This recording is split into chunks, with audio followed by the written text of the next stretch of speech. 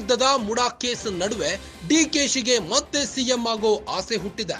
ಬಹಿರಂಗವಾಗಿಯೇ ಸಿಎಂ ಆಗೋ ಆಸೆಯನ್ನ ಬಿಚ್ಚಿಟ್ಟಿದ್ದಾರೆ ಡಿಸಿಎಂ ಡಿಕೆ ಶಿವಕುಮಾರ್. ಸ್ವಕ್ಷೇತ್ರದಲ್ಲೇ ಸಿಎಂ ಆಗುವ ಆಸೆಯನ್ನ ಬಿಚ್ಚಿಟ್ಟಿದ್ದಾರೆ ಡಿಕೆ ಶಿವಕುಮಾರ್.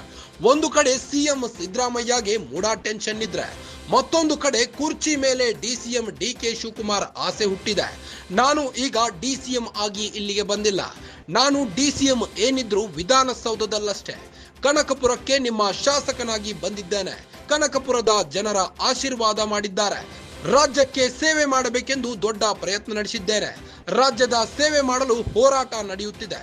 ಯಾರು ಏನು ಬೇಕಾದರೂ ಬಿಂಬಿಸಲಿ, ಪರೋಕ್ಷವಾಗಿ ಸಿಎಂ ಆಗುವ ಆಸೆ ಬಿಚ್ಚಿಟ್ಟ ಡಿಕೆ ಶಿವಕುಮಾರ್.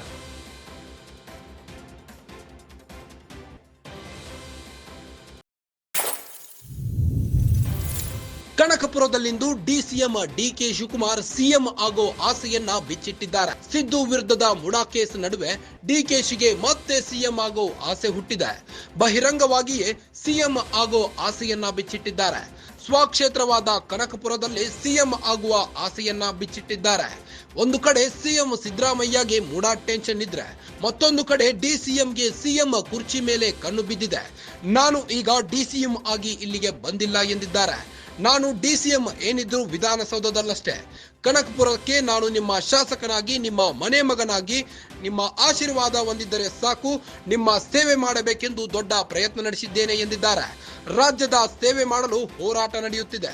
ಯಾರು ಏನು ಬೇಕಾದರೂ ಬಿಂಬಿಸಲಿ, ಪರೋಕ್ಷವಾಗಿ ಸಿಎಂ ಆಗೋ ಆಸೆಯನ್ನ ಬಿಚ್ಚಿಟ್ಟಿದ್ದಾರೆ ಡಿಸಿಎಂ ಡಿಕೆ ಶಿವಕುಮಾರ್. ಸರ್, ಈಗ ಒಂದು ಕಡೆ ಸರ್ ಬಿಜೆಪಿಯವರು ಸಿದ್ದರಾಮಯ್ಯನವ್ರನ್ನ ರಾಜೀನಾಮೆ ಕೊಡಬೇಕು ಅಂತ ಒತ್ತಾಯಿಸ್ತಾ ಇದ್ದಾರೆ. ಮತ್ತೊಂದು ಕಡೆ ಕುಮಾರಸ್ವಾಮಿ ಅವರು ಎಲ್ಲೋ ಒಂದು ಕಡೆ ಸಾಫ್ಟ್ ಆಗಿದ್ದಾರೆ. ಇದು ದ್ವಂದ್ವ ಅಲ್ವಾ ಸರ್?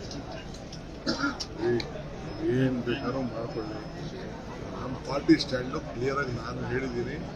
ನಮ್ಮ ACC ಅಧ್ಯಕ್ಷರು ಇಲ್ಲ, ಅದಾದ್ಮೇಲೆ ಇನ್ನೇನು ಹೇಳೋಕ್ಕಾಗ್ತದೆ. ಅವೇನಾದ್ರು ಮಾಡ್ಕೊಂಡು ನಮ್ಗೆ ಅವರಿಬ್ಬರು ಒಂದೇ, BJP ದಳ ಎರಡು ಒಂದೇ, ಎರಡು ಜಾಯಿಂಟ್ ಪ್ಲಾನ್. ಕನಕಪುರದಲ್ಲಿ ಮೆಡಿಕಲ್ ಕಾಲೇಜ್ ವಿಚಾರವಾಗಿ ಸರ್ಕಾರ ಯಾವುದೇ ರೀತಿ ತಯಾರಿ ಮಾಡ್ಕೊಳ್ಳೋದು ಮುಂಚೆನೆ ಘೋಷಣೆ ಮಾಡಿಬಿಟ್ರೆ NMC ಕೂಡ ಅದನ್ನ ಯೋಗ್ಯತೆಗೊಳ್ಳಿಲ್ಲ, ಅರ್ಹ ಅಂತ ಹೇಳಿಲ್ಲ. ಇವಾಗ ಮತ್ತೊಂದ್ಸಲ ಪತ್ರ ಮನವಿ ಮಾಡ್ಬೇಕಂತ ಮಾಡ್ತಾ ಇದ್ದಾರೆ. ನಾನು